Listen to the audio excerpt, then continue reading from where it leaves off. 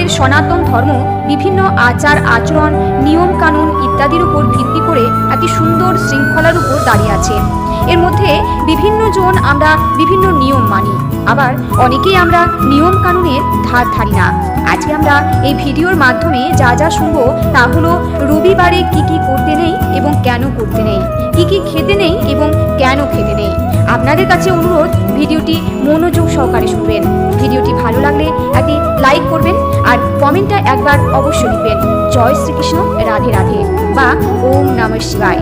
আসুন প্রথমেই আমরা শুনে নেব রবিবারে কি কি করতে নেই এবং কেন করতে নেই, কি কি খেতে নেই এবং কেন খেতে নেই।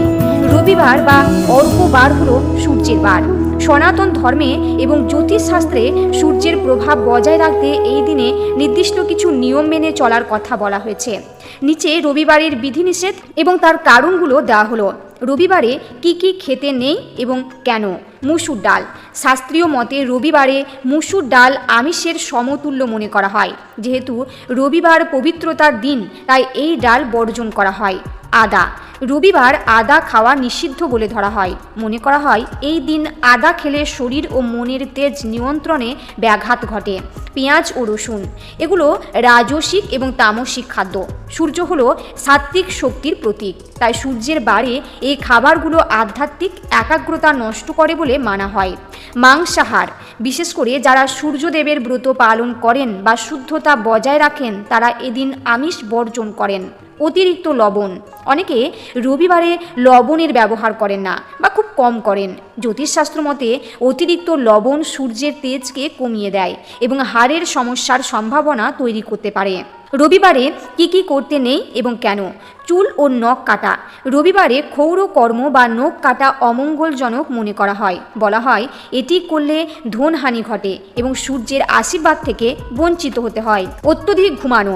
বেলা অবধি ঘুমানো বা দিনের বেলায় ঘুমানো রবিবারে একদমই অনুচিত। সূর্য উদয়ের আগে ঘুম থেকে ওঠা এদিন বিশেষ ফলদায়ক। এর অন্যথা হলে শরীরে অলসতা ও নেতিবাচক শক্তি বৃদ্ধি পায়।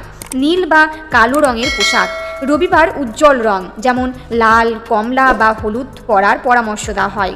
নীল বা কালো রং শনির প্রতীক, যা সূর্যের সঙ্গে শত্রু ভাবাপন্ন বলে মনে করা হয়। তামার পাত্র কেনা বেচা। তামাকে সূর্যের ধাতু মনে করা হয়। রবিবারে তামা দান করা শুভ হলেও এটি বিক্রি করা বা নতুন করে কেনা অশুভ বলে মানা হয়।